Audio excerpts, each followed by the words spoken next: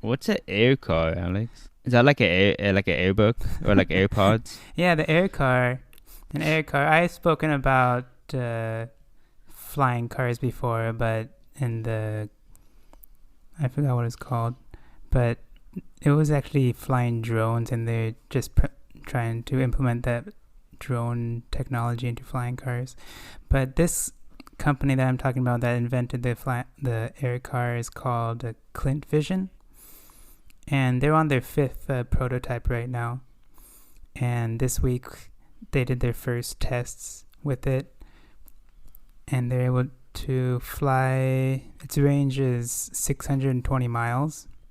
This car is flying car, and it looks really cool. I'll put the link into the description, but it looks like a crazy sports car, and it takes 3 minutes to open up its wings.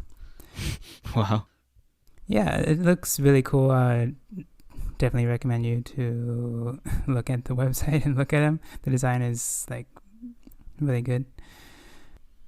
It only needs about 1,000-foot runway to start flying. The fifth prototype of this car is pretty important for this company because they're actually planning to sell some of them. They have one person interested as of the article, and they're going to start manufacturing flying cars next year. If you have a license to fly, you could buy one of these and you'll just be fine. That's interesting. Yeah, they don't have a price for it currently, but the thing that I thought was interesting is that the developers said that it would be great for leisure and self-driving journeys or commercial taxi service.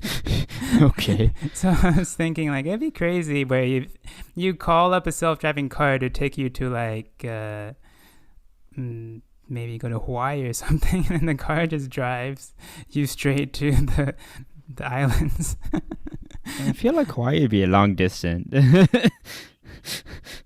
Yeah, I don't know how far Hawaii is away from us, but if this car is self-driving, it'd be cool if it drives straight to like the airport and just flies straight out for you. You don't have to wait in line or anything. Yeah, maybe you could actually like follow crazy. the old like Apple Maps. Like, Yeah. I'm going off. What? Okay. When the Apple Maps like took I'm you. flying off this cliff now. Yeah, it's pretty cool. So is there like a estimated like availability on this, or is it just a concept? It's not a concept right now. They're doing the tests to make it legal and stuff, and they say when they clear that, they'll plan to have it ready for sale in 6 months after that, and it should be ready within a year to start buying Like these. 22. That's pretty close. Yeah, this company is from Slovakia. So it's kind of a small company. It'd be kind of not really mainstream for normal people. And of course, normal people would not be buying flying cars. But it's crazy how it seems like this year there's a lot of development in self-driving cars and flying cars. I don't know if I'm just talking way in the future, but it seems like self-driving car services like Waymo and Cruise with GM is finally launching. I saw an article that said the Motion joint venture with Aptiv and Hyundai is going to be launching the first half of next year. So pretty soon we're going to have a bunch of self-driving taxi services without people. It's finally arrived over all these years of development. Yeah. I mean, you say normal people don't buy flying cars, but hey, normal people don't listen to screaming metal music, and here we are. So Yeah, it's a trickle down. Eventually, normal people will listen to screaming metal music. So soon we'll all be in our like flying electric cars, listening to screaming metal music Yes. that The will be future driving is now. themselves. Yeah. I think flying listening to music might enhance the experience of listening to music if you play with the forces and stuff. Yeah, not just a musical high. A roller coaster ride in the sky. Yeah, altitude high as well. I thought it's interesting because is this a like primarily like a car company, or this is their first project? This is their 5th prototype. I don't know what other projects they have. I didn't look too deep into the company. Because it's like the opposite of Saab, right? Saab's like they started from like engineering planes and go down to cars, and now these guys are like cars making flying plane cars. So it's an interesting dynamic. Yeah, they're saying that cars are usually pretty heavy and They are. planes can't really do that, so it's been really tricky to balance the weight and the car.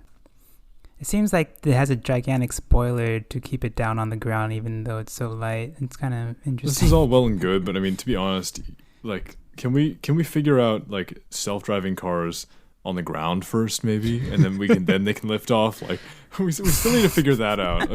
I really love seeing this sort of futurism, but it's also like, okay, well, we still can't get cars that fully self-drive. So my goals are much simpler. I'm like, within my lifetime, can I just get a car to drive me places on the ground, and then I can worry about like lifting off. Blast off.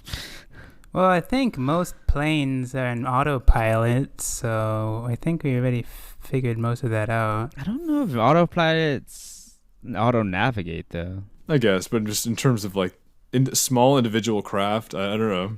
It's not necessarily going to be the Jetsons anytime soon. But hey, hopefully I'm wrong. I mean, we already have troubles like with self-driving cars, right? Like we still haven't like ironed out the knots and stuff.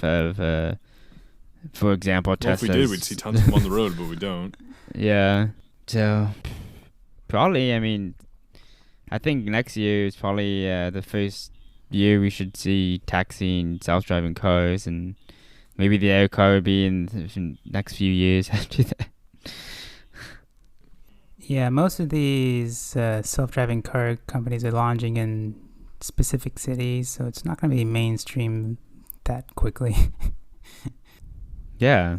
It's not going to be flying in space, that's for sure. So